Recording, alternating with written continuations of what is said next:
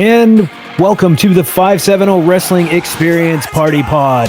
The 570 Party Pod is a shorter form wrestling podcast for awesome people with small attention spans. We believe everyone, no matter how long in the business, has something valuable and engaging to talk about, and it's our goal to use this platform to help showcase our wrestling community. We're presented by the 570 Wrestling Experience and coming this Friday on the road video blog, Hotel Havoc. Our guest today is known by Witchcrafts by Lilly and also Lilly Rayne. She did some commentary recently at Phantom 6 Wrestling Altogether and then switched gears and became a ring announcer this past weekend at New Era Pro Wrestling Hotel Havoc. We're going to talk about jumping headfirst into the wrestling business and ring announcing with our guest. Everyone welcome Lilly Rayne. Yay, welcome Lilly. Yay, thank you for having me. No, thank you for being here. This is so exciting. Yeah. And Lindsey, of course, the Party Camp Queen is our co-host. That's me. And we are going to start with a quick clip. Here we go.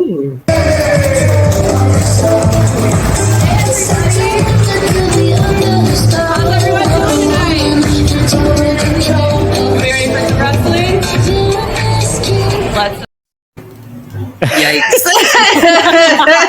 I think that was amazing for your first time right out of the gate. I was like, you know what? I'm just going to jump into it because if I just stand here and wait for people to answer me, I'm going to embarrass myself. In the beginning, they don't. It takes a lot to hype up that crowd right from the start. So after a while, they got in the groove, which put you in a better state of mind. Right, for really sure. Pumping people up.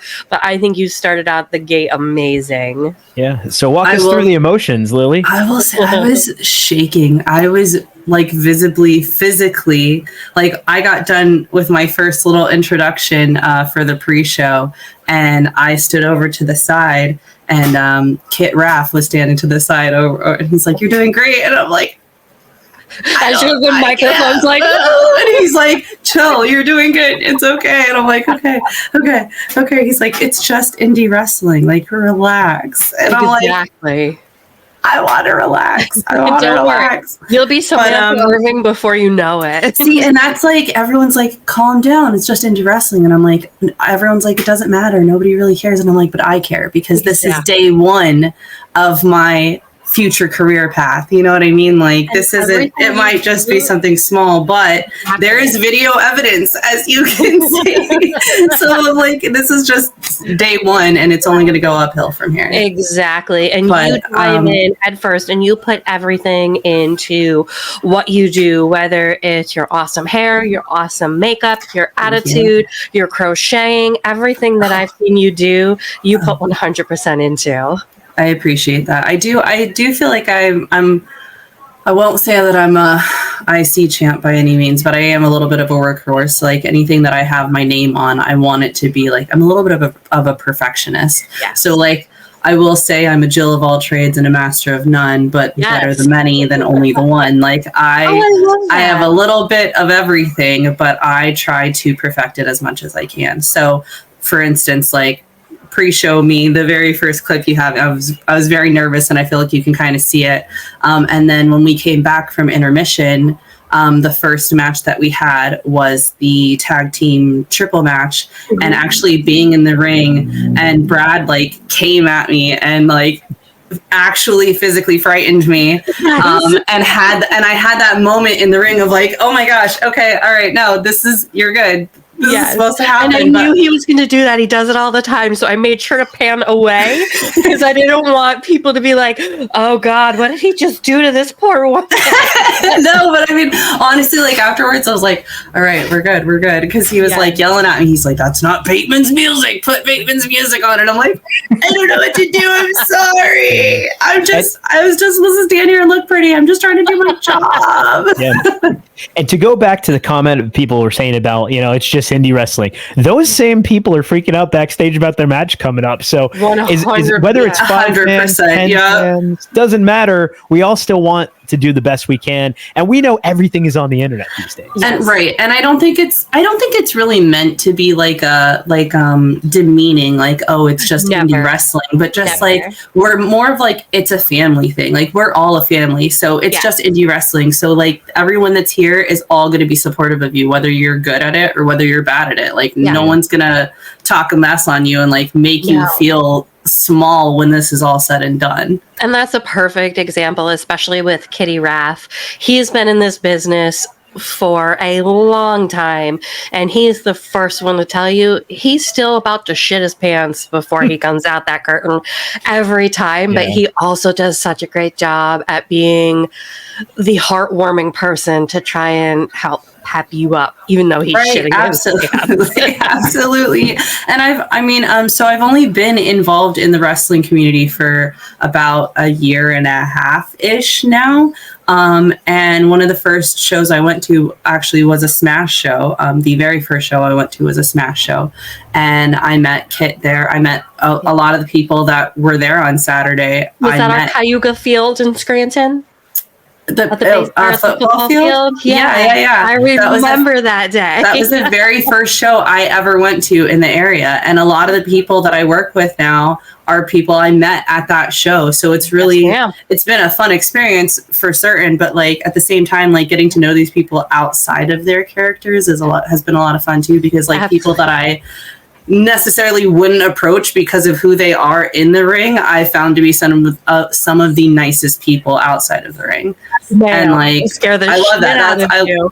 Right. And then I'm like, don't come near me. I'm sorry I'm sorry if I looked at you the wrong way. And then you talk to them afterwards and they're like, you want a drink? Do you drink? You want a beer? Do you want to smoke? And I'm like, hey bestie, how are you? Exactly. It's great because like behind the scenes, and that's a lot of what this podcast is about too. Like everybody's like an excited kid on Christmas Day. Like that's the energy. And then all of a sudden they cut the curtain and you see like the lights go out and there's a totally different person there. And that is one of the beauties of pro wrestling and how good of actors these folks are without even formal acting training, you know? Absolutely. So that was something that really, like, that show specifically, I'm sorry, I don't remember where you said it was at, the football field. Oh, no, that's okay. It was at Everything Bougie, it was called. Yeah. Yes. Bougie.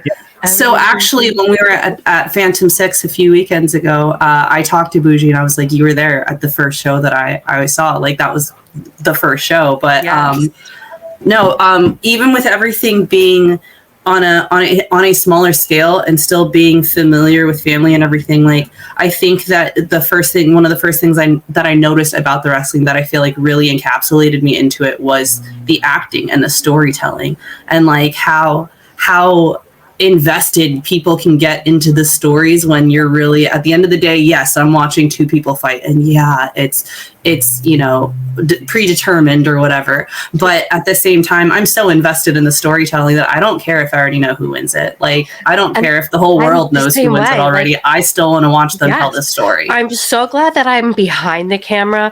There are so many moments where I'm filming and I already know what may happen or the guidelines of what's happening, such as, for example, I knew that Stunt Cat was going to beat Ricky Cleater Jr. And he may not have known that, but I still bawled my eyes out and was able to experience that moment with him. But oh my gosh, I am an ugly crier, so I'm so glad that nobody can capture that. So but that raw emotion, though, it just, it sticks with you. It's amazing. It's the beauty of it. So take us through your first Smash show, Everything Bougie, and everything you went on from that show, which was June 2023, through currently, which is September 2024, and all the things you've done in wrestling up until now. Oh my gosh, I've done so much. So that weekend, actually, it was, I went to the Sanctuary in Hazleton. I met some of the people there. I met Hawthorne. I'm trying to think if I met anybody. I think he was the only person that I met that was also in Smash. So then Smash was Saturday, and then Sunday was the Sanctuary again. So I saw 2 wrestling shows back to back, which was amazing. ABJ is the person who actually got me introduced me into wrestling. So he was doing commentary at the Sanctuary at the time, and then I started coming around, and I'm like, I want to go to more shows with you. Like, let's go. And then I started actually doing a little bit of the camera crew at the Sanctuary, and then I got really invested into the storylines there. I started making merch for them. I was making T-shirts and like towels and just little things like that, cups and such. And then I got asked, there was a day that they were short staffed and didn't have enough people coming through, and they were like, we need somebody to do this ref spot, and I'm like, I could do it. So I did a ref spot in which I changed titles, the tag team championships. I handed over to DTF because I felt like that was the thing to do that night. Oh, so no. I did one ref spot. Anybody but DTF. That was the only ref spot I've ever done.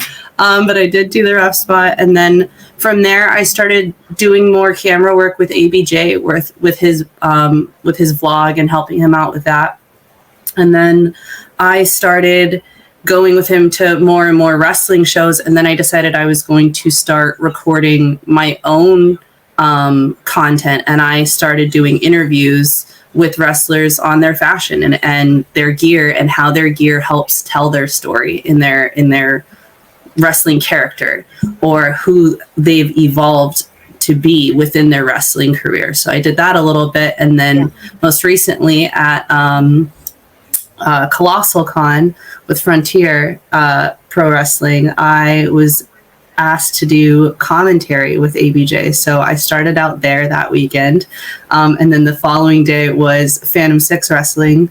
They did their show for All In Together for suicide awareness. And I was brought in to do commentary there as well, which was amazing. But while I was at Colossal Con, I was asked if I would like to try my hand at ring announcing. And I was like, this is it. This is the one that I wanted. This is what I've been waiting for someone to ask me for. So I was like, absolutely, let's try it out. So here we are. This past weekend at Hotel Havoc for New Era Pro Wrestling, I made my ring announcing debut, and I've decided I want to do things a little bit differently. And I don't want to have the same experience as everybody else does. So I still want to have that moment where everyone can have their moment, you know what I mean? But I want everyone to have their own moment in the ring. I don't need to be in the ring for you to have your moment.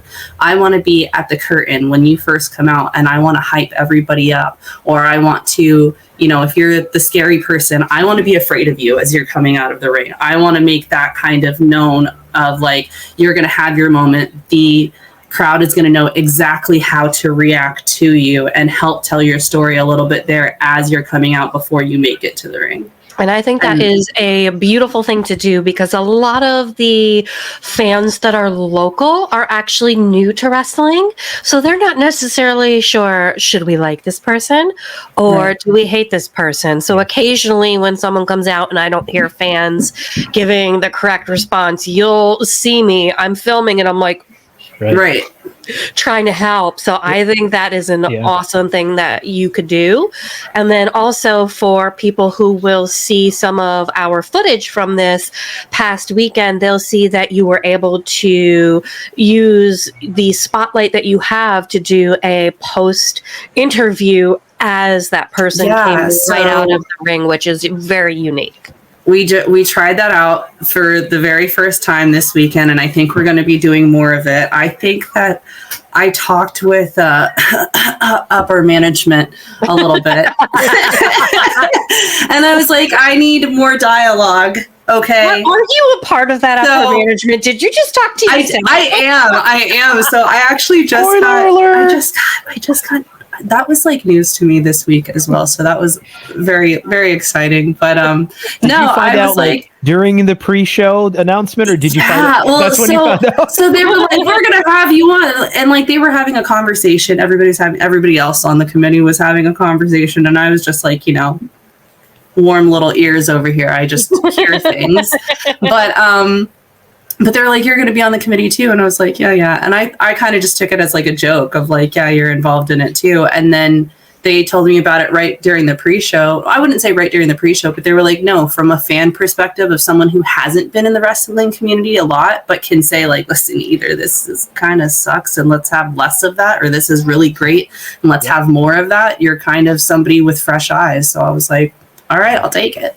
And that's what I love about all these companies we work with is they're different. Nobody follows the old way and the old pattern. Right. You can go anywhere and see indie wrestling, but what makes it special, and we call it the 570, but it's really like Eastern Pennsylvania, all the companies we work with, is that there's different viewpoints.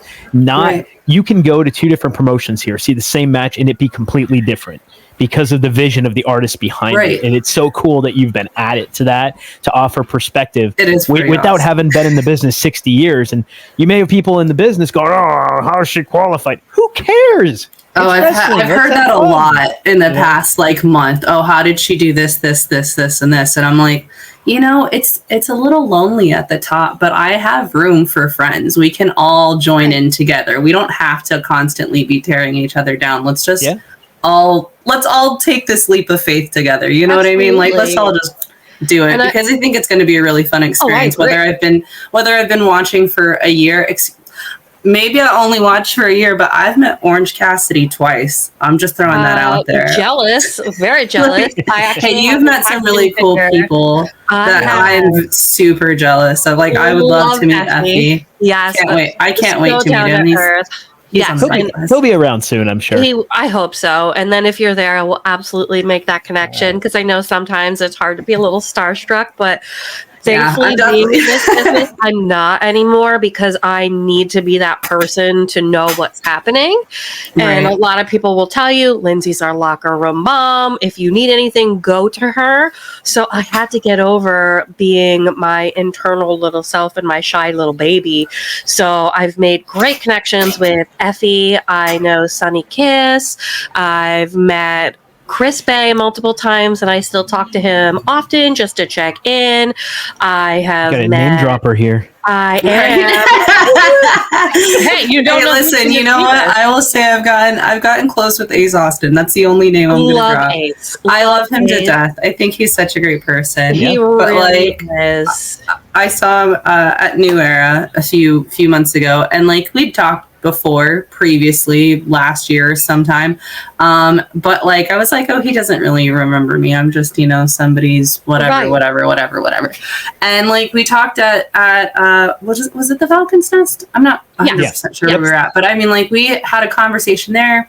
We caught up, and it was like really nice, and we had just like a little moment. And then we're at Phantom 6, and every couple of minutes, like we'd walk away and we'd start talking to each other, and then somebody would come up and ask them something, we'd walk away, and then we'd come back, and everyone's like, I'm like, yeah, I'm friends with him. And everybody's, that's how and everybody's like, oh, they're such big names, they're never going to remember me. But like, I don't see him like that, you know? No, neither do I. And I met Chris Bay for the first time at the Inn at the Abingtons. He came to do a seminar at a Smash Master Wrestling show, and then he had a match there. And I didn't think he was going to remember who I was. He happened to come later to the show with Phantom 6 Wrestling, because he flew from one show to this one, and I didn't get a chance to see him when he had arrived because I was already filming. So you'll see where he sees me filming, and he kind of breaks what we call kayfabe, which is your character that people perceive you as, and he looks right at the camera and he says, hey, I know you. Kind of breaks the fourth wall. Exactly. And for him to say, hey, I know you, I was like, oh shit, that's actually really fucking cool. Like, you're like, I didn't think he'd remember this little person. It's amazing, right? So Lilly, I have to ask, what is next for Lilly Rayne? Like a year from now, where do you think the Lilly Rayne persona will be? So do you know what I want to do is I still want to continue doing the fashion side of what I'm doing. I want to continue doing interviews with wrestlers and people in the wrestling community, not just wrestlers, like managers,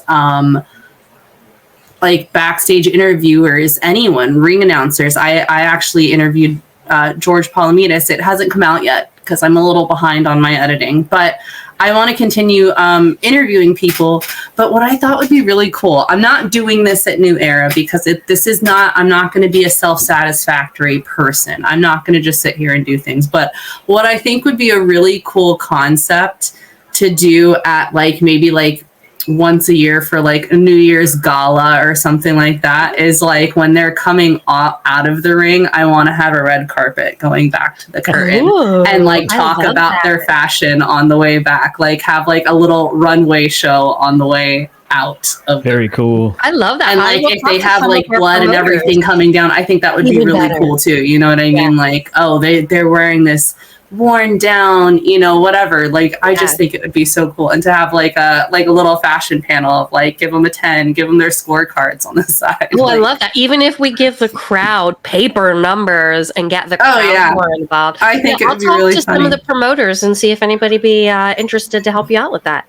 Definitely. I think it would be funny. I just think it would be a lot of fun. But that's something I really want to do. But I also, once I get everything situated, I'm like I said, as far as wrestling and fashion goes, not just interviewing, I want to make my own fashion line. Absolutely. I've started making entrance gear, so like I will kind of sort of get up here a little bit and show off my little sweater I made this past week. But I've made some entrance gear for a few different people. I've made some for Dio Bando. I've made some for Journey Burke. I've made some for Junie Underwood. I've made ABJ his own. He's got 2 different entrance coats at this point. But I also want to start making ring gear. And that's something that I'm hoping to have like next year. This time next year, I want to say like that person is wearing gear that's completely made from me, head to toe. Their top, their arm cuffs and their shin pads and everything is done by me, but then so is my entrance gear, all. And do you still want it all to be that crocheted style? Or so I think that, I would do regular ring gear, like the 4-way stretch, you know what I mean, for actual ring gear. But I think the entrance gear, I would stick to crocheting. Yeah, that is pretty awesome. I will have to definitely hit you up because your queen needs to have her own gear. Well, so we got to make that happen. We have to make the big long train, Yes. Look at JS Michaels over here. He's like, her head is getting big. See, I'm gonna bust right out of that box right there. All right, Lilly, it's been awesome talking to you. We can obviously find Lilly Rayne at New Era Pro Wrestling behind the mic. Where else can we find you on social media? So you can find me on YouTube at Witchcrafts by Lilly, also on Facebook and Instagram at Witchcrafts by Lilly. On X or Twitter, it is Craft Witch Lilly. And on TikTok, it is Lilly Rayne, RAYNE 1213. Awesome. Well, this has been a great time chatting with you, Lilly. Thank you for joining the 570 Party Pod, our second ever episode, our second ever guest. We really appreciate it. Can't wait to hang out with you soon. We hope you have an awesome day. And give ABJ a high five for me. Yes, definitely will. Give him a hug for me. I'm not that weird little shake hands girl. I broke that and I'm a hugger. So please hug ABJ for me. I definitely will. You guys have a great night. Thank you, Lilly. Bye.